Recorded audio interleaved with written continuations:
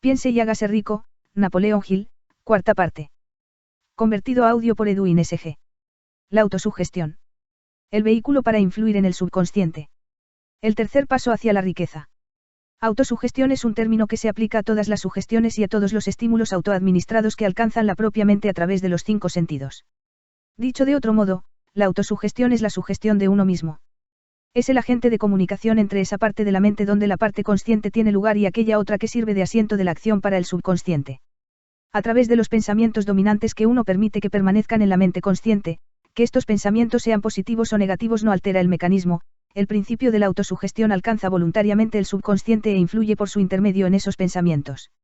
La naturaleza ha creado al hombre de tal manera que tenga control absoluto sobre el material que llega a su subconsciente, a través de sus 5 sentidos, aunque esto no significa que deba interpretarse como una afirmación de que el hombre siempre ejercite ese control.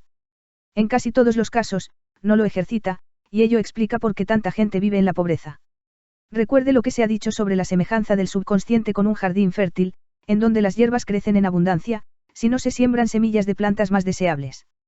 La autosugestión es el agente de control a través del cual un individuo puede alimentar voluntariamente su subconsciente con pensamientos de naturaleza constructiva o, por negligencia, permitir que los pensamientos de naturaleza destructiva se infiltren en ese rico jardín de la mente. Vea y sienta el dinero en sus manos. En los últimos 6 pasos descritos en el capítulo sobre el deseo, usted ha recibido instrucciones para que lea en voz alta 2 veces por día el enunciado escrito de su deseo de dinero, y para que se vea y se sienta ya en posesión del mismo. Al seguir esas instrucciones, usted comunica el objeto de su deseo directamente a su subconsciente en un estado de fe absoluta. Mediante la repetición de este procedimiento, usted crea con su voluntad hábitos de pensamiento que son favorables a sus esfuerzos para transmutar el deseo en su equivalente monetario. Retroceda a esos 6 pasos que se describen en el capítulo 2, para releerlos con mucha atención antes de seguir adelante. Luego, cuando llegue a esa parte, lea con atención las 4 instrucciones para la organización de su equipo de trabajo, que se describen en el capítulo sobre la planificación organizada. Al comparar esos 2 conjuntos de instrucciones, usted se dará cuenta de que ambos se basan en el principio de la autosugestión. Recuerde, por lo tanto, cuando lea en voz alta el enunciado de su deseo, mediante el cual usted se empeña en desarrollar una conciencia del dinero, que la mera lectura de estas palabras no tendrá consecuencias, a menos que usted las funda con la emoción, con el sentido de sus palabras. Su subconsciente reconoce y actúa solo en los pensamientos que usted ha combinado con la emoción, con el sentimiento. Ese es un hecho tan importante como para garantizar la repetición prácticamente en cada capítulo, porque la falta de comprensión de eso es la razón principal de que la mayoría de la gente que trata de aplicar el principio de la autosugestión no logre los resultados deseados. Las palabras indiferentes, recitadas sin emoción, no influyen en el subconsciente. Usted no obtendrá resultados apreciables hasta que aprenda a llegar a su subconsciente con pensamientos o palabras habladas que hayan sido cargados con la emoción de la convicción. No se desanime si no puede controlar y dirigir sus emociones la primera vez que trate de hacerlo. Recuerde que no existe la posibilidad de obtener algo por nada. Por mucho que quiera, no podrá engañarse. El precio de la capacidad para influir en su subconsciente es la perseverancia incansable en la aplicación de los principios que se describen aquí. Usted no podrá formarse esa capacidad deseada por un precio menor.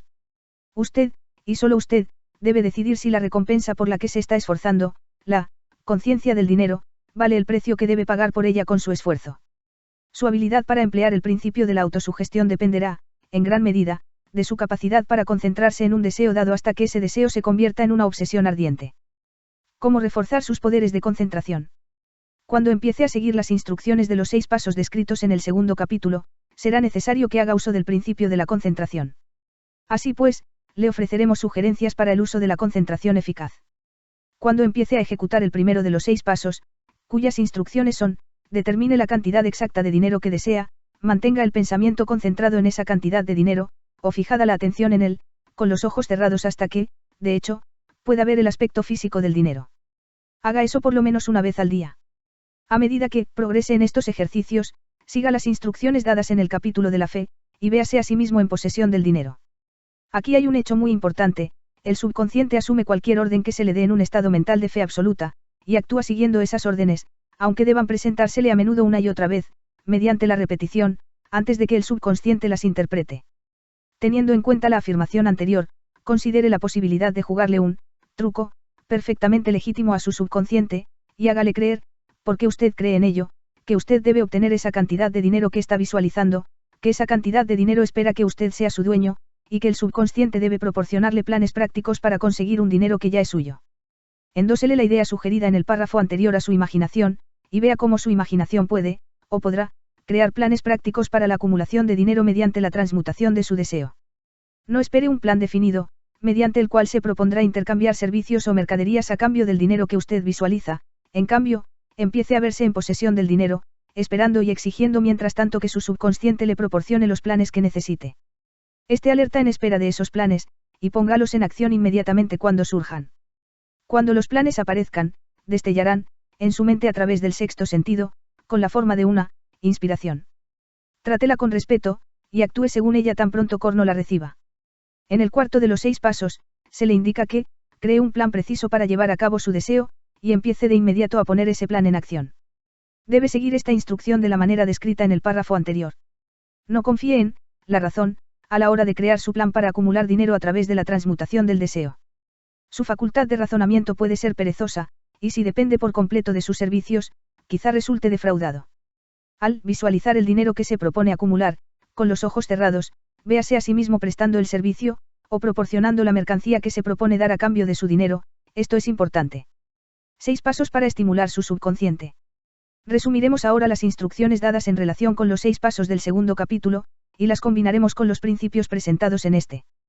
Primero, elija un sitio tranquilo, preferiblemente en la cama, por la noche, donde no vayan a distraerlo ni a interrumpirlo, cierre los ojos, y repita en voz alta, de manera que usted pueda oír sus propias palabras, el enunciado escrito de la cantidad de dinero que se propone acumular, el plazo para esta acumulación y una descripción de los servicios o de las mercancías que pretende dar a cambio del dinero.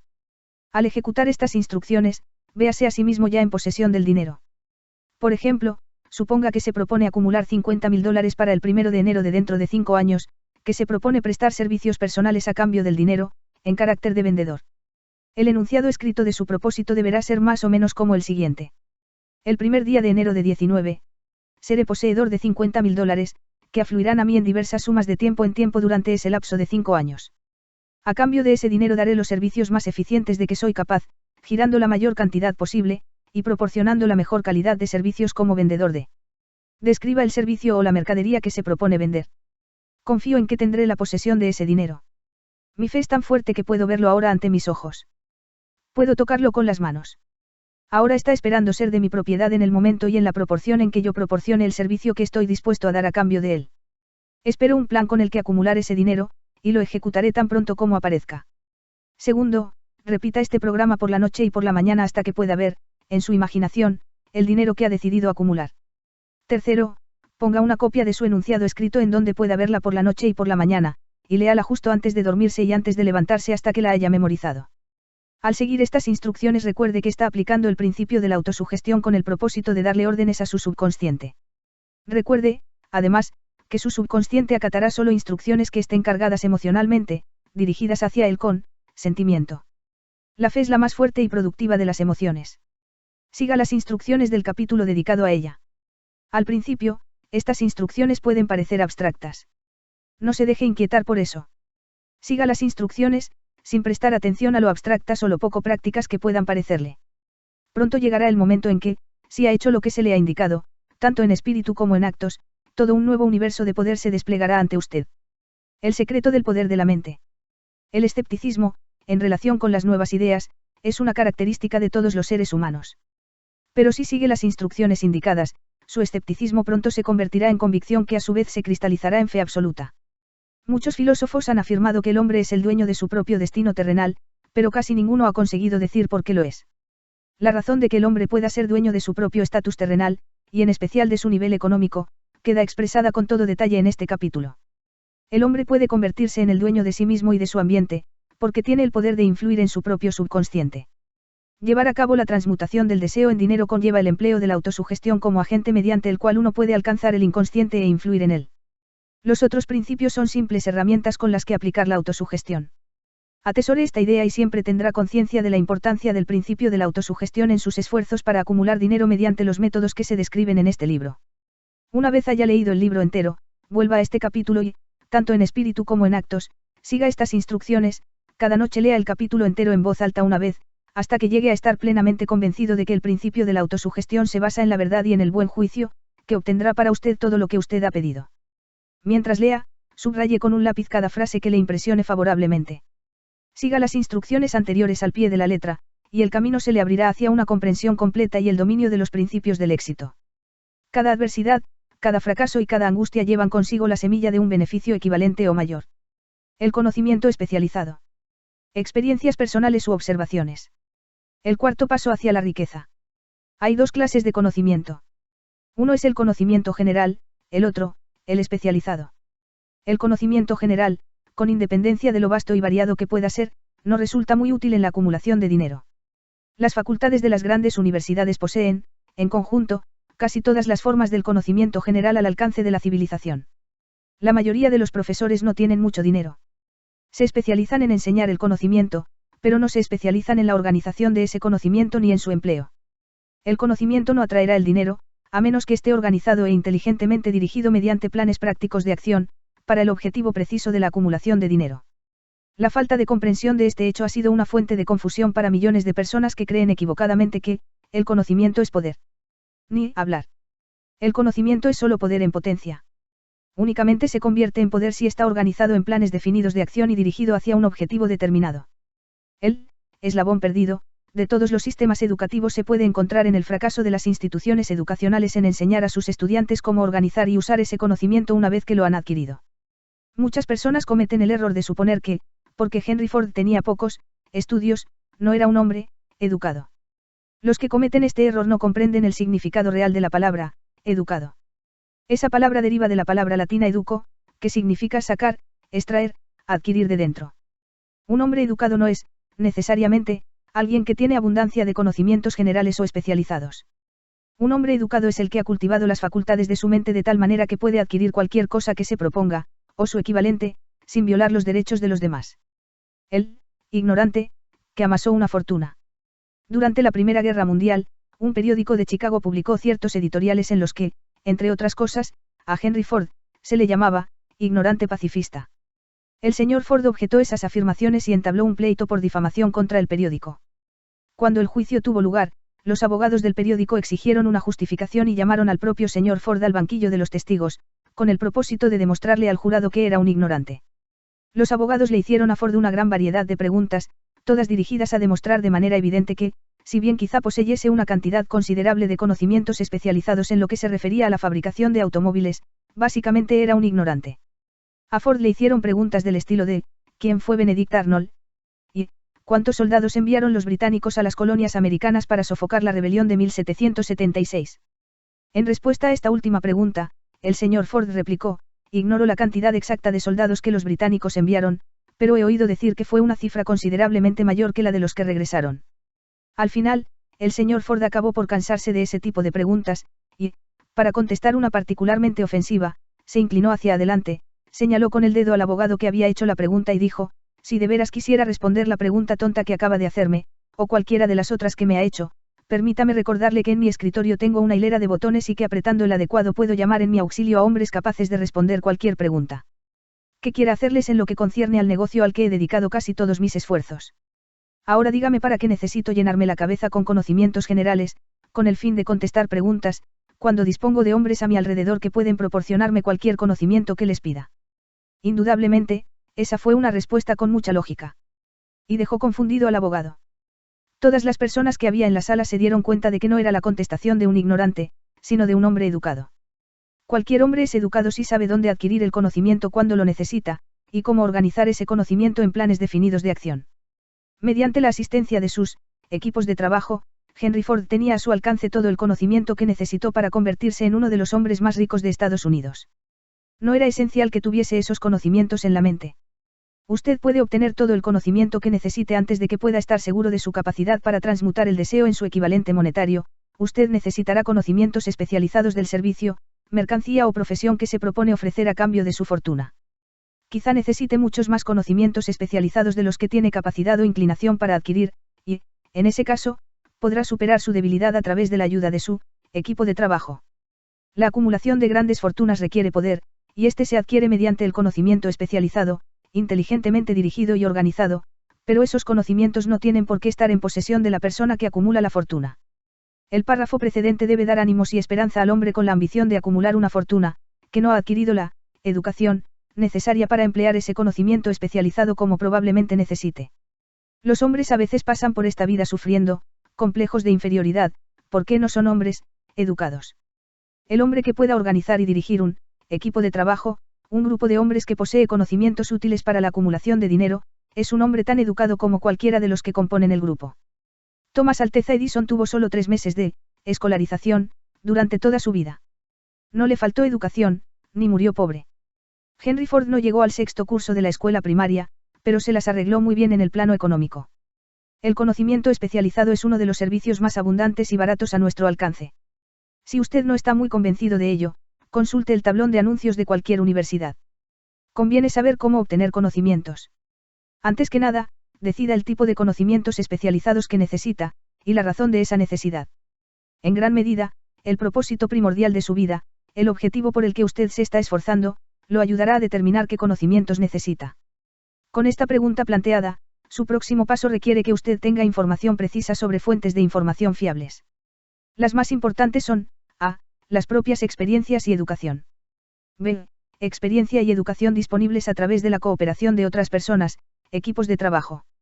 c. Escuelas técnicas y universidades. d. Bibliotecas públicas, libros y publicaciones periódicas donde se pueden encontrar todos los conocimientos organizados por la civilización. e. Cursos especiales de aprendizaje, en escuelas nocturnas y academias por correspondencia. A medida que los conocimientos se van adquiriendo, deben organizarse con el fin de emplearlos para un propósito definido, mediante planes prácticos. El conocimiento no tiene otro valor que el que se puede aprovechar de su aplicación en aras de un objetivo valioso.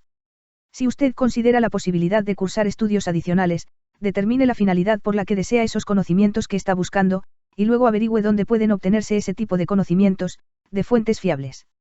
En todos los niveles sociales, las personas que tienen éxito nunca dejan de adquirir conocimientos especializados, relacionados con su objetivo principal, negocio o profesión.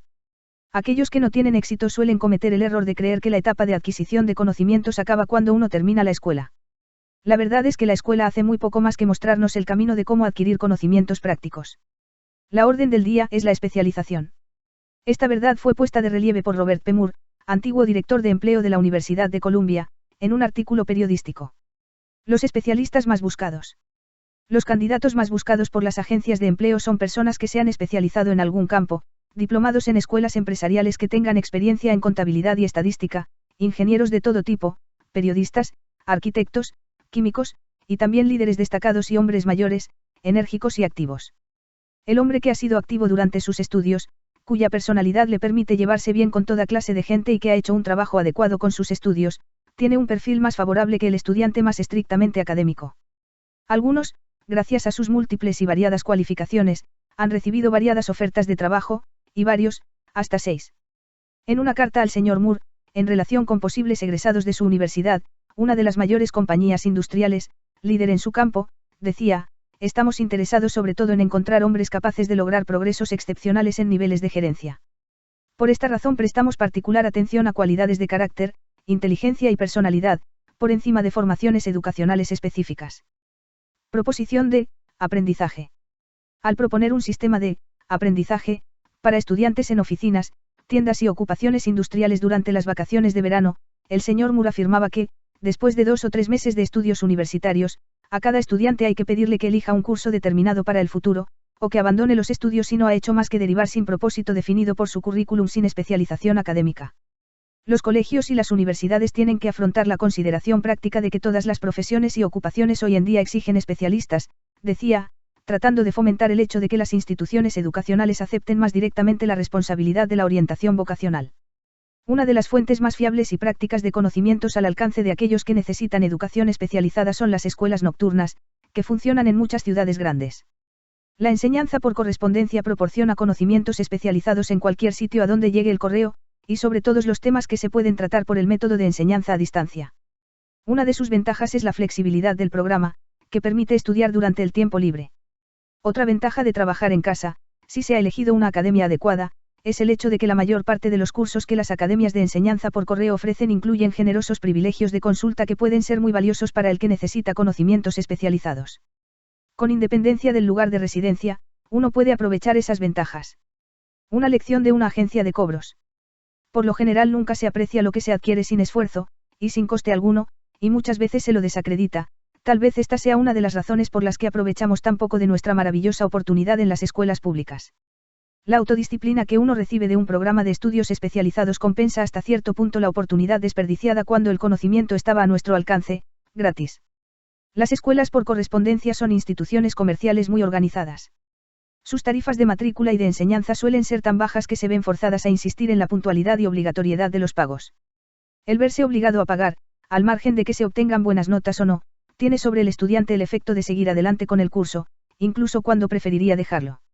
Las escuelas por correspondencia no han resaltado lo suficiente este punto, pero lo cierto es que sus departamentos de cobro constituyen la clase más exquisita de entrenamiento en aspectos tales como decisión, prontitud y el hábito de terminar lo que uno empieza. Aprendí eso por experiencia propia hace ya más de 45 años. Me matriculé en un curso por correspondencia sobre publicidad. Después de haber terminado 8 o 10 lecciones, dejé de estudiar, pese a lo cual la escuela no dejó de enviarme las facturas. Es más, insistió en que yo efectuara mis pagos al margen de si continuaba estudiando o no. Decidí que, puesto que debía pagar de todos modos un curso, a lo que me había comprometido legalmente, completaría las lecciones y obtendría por ellas el valor de mi dinero. En aquellos momentos tuve la impresión de que el sistema de cobro de la escuela estaba demasiado bien organizado, pero más tarde aprendí en la vida que eso formó una parte valiosa de mi entrenamiento, para la cual no había tenido que pagar nada. Al verme obligado a pagar, seguí adelante y terminé el curso en cuestión. Más tarde descubrí que el eficiente sistema de pago de aquella escuela también fue provechoso para mí, puesto que acabé por recuperar con creces el dinero pagado, ganándolo gracias al curso de publicidad que había terminado tan de mala gana. El camino hacia el conocimiento especializado se dice que en Estados Unidos existe el sistema de escuela pública mayor del mundo. Una de las cosas más extrañas acerca de los seres humanos es que solo valoramos aquello que tiene un precio. Precisamente porque son gratuitas, las escuelas y bibliotecas públicas gratuitas de Estados Unidos no impresionan a la gente. Esa es la razón principal por la que a muchas personas les parece que es necesario adquirir conocimientos adicionales después de haber abandonado la escuela e iniciado la vida laboral. También es una de las razones principales por las que los patronos dan una mayor consideración a aquellos empleados que se matriculan en cursos por correspondencia. Saben por experiencia propia que cualquier persona que tenga la ambición de emplear una parte de su tiempo libre para estudiar en casa, posee esas cualidades que son necesarias para el liderazgo. Hay en la gente una debilidad para la que no existe remedio alguno. Es la debilidad universal de la falta de ambición. Las personas, en especial las asalariadas, que programan su tiempo libre para dedicarse a estudiar en casa, raras veces permanecen durante mucho tiempo en los puestos inferiores.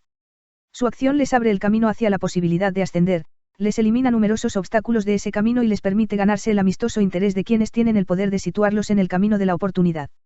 El método de estudiar en casa para obtener conocimientos resulta especialmente adecuado para las necesidades de las personas asalariadas que, tras haber abandonado la escuela, sienten la necesidad de adquirir conocimientos especializados, pero que no disponen de tiempo libre para volver a la escuela. Stuart Austin Weir se preparó como ingeniero de la construcción y siguió esta línea de trabajo hasta que la depresión limitó su mercado al punto de que ya no podía ganar los ingresos que necesitaba. Entonces hizo un inventario de sí mismo, y decidió cambiar de profesión y pasarse al derecho. Volvió a la escuela y siguió cursos especiales mediante los que se preparó como abogado mercantil. Completó su preparación, y pasó los exámenes finales para obtener el título. A partir de ahí no tardó en labrarse una carrera muy lucrativa con la práctica de la abogacía. Solo para dejar las cosas bien claras, y para anticiparme a las justificaciones de quienes dirían, yo no podría ir a la escuela porque tengo que mantener a una familia, o bien, soy demasiado viejo para esas cosas, añadiré que el señor Weir tenía más de 40 años y estaba casado cuando regresó a la escuela a estudiar. Al seleccionar cursos altamente especializados en las universidades que estaban mejor preparadas para enseñar los temas elegidos, el señor Weir completó en 2 años el trabajo para el que la mayoría de los estudiantes de leyes necesitan emplear 4. Vale la pena saber cómo adquirir el conocimiento. Una idea sencilla que dio resultado. Consideremos un caso específico. Un vendedor de una charcutería se encontró de pronto sin empleo. Como tenía un poco de experiencia en teneduría de libros, se matriculó en un curso de contabilidad especial, se familiarizó con las últimas novedades en teneduría y equipos de oficina, y se puso a trabajar por su cuenta. Empezó con el charcutero para el que había estado trabajando, e hizo contratos con más de 100 pequeños comerciantes para llevarles la contabilidad, cobrándoles una tarifa mensual muy baja. Su idea era tan práctica que pronto empezó a prepararse una oficina portátil en un pequeño camión de reparto, equipado con máquinas modernas de teneduría de libros.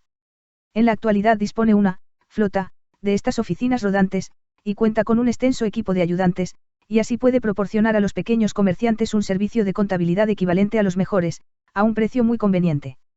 El conocimiento especializado, sumado a la imaginación, fue el ingrediente de este negocio peculiar y provechoso.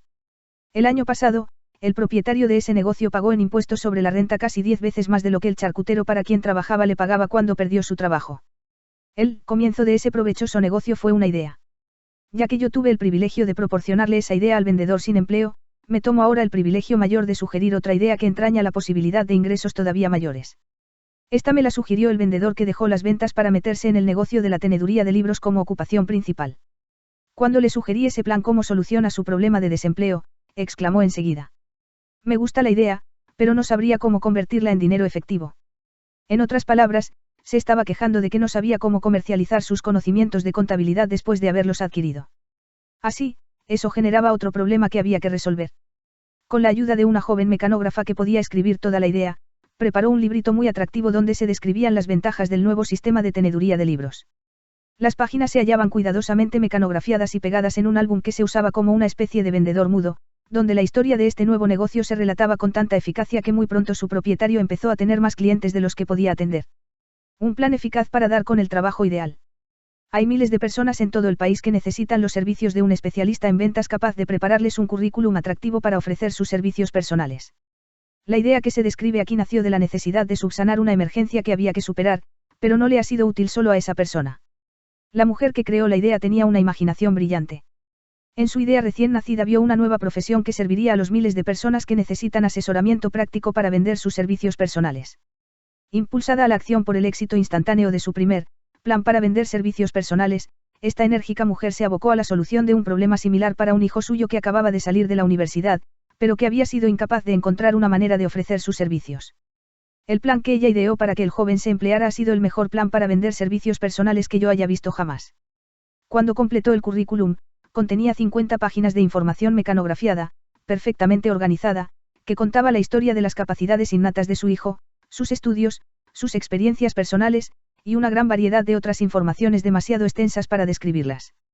El currículum también contenía una descripción completa del puesto de trabajo que su hijo deseaba, y un esquema del plan que pondría en práctica para alcanzar ese puesto.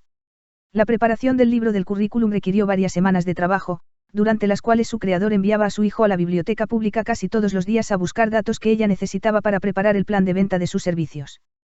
También lo enviaba a visitar a todos sus competidores para el empleo, y de ellos reunió información vital en lo concerniente a sus métodos de venta, que fue de gran valor en la formación del plan que intentaba usar para alcanzar la posición que buscaba. Cuando el plan quedó terminado, contenía más de media docena de excelentes sugerencias para uso y beneficio del aspirante al trabajo. No hay por qué empezar desde abajo. Uno podría sentirse tentado de preguntar, ¿por qué todas estas complicaciones para asegurarse un trabajo? La respuesta es, hacer bien una cosa nunca es una complicación. El plan que esa mujer preparó para beneficio de su hijo ayudó a este a conseguir el trabajo para el que se había presentado, en la primera entrevista, con el salario que él mismo había estipulado. Además, y esto también es importante, ese puesto no requería que el joven empezara desde abajo. Comenzó como ejecutivo junior, con un salario de ejecutivo. Pero, ¿por qué todos esos problemas?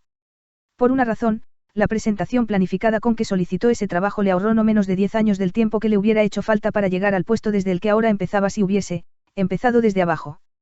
La idea de empezar desde abajo y forjarse el propio camino puede parecer buena, pero la principal objeción que se le puede hacer es que son demasiados los que empiezan desde abajo y nunca se las arreglan para asomar la cabeza lo bastante arriba como para que la oportunidad los vea, de modo que se quedan abajo. También hay que recordar que la perspectiva que se observa desde abajo no es ni muy brillante ni muy estimulante. Tiene tendencia a matar la ambición.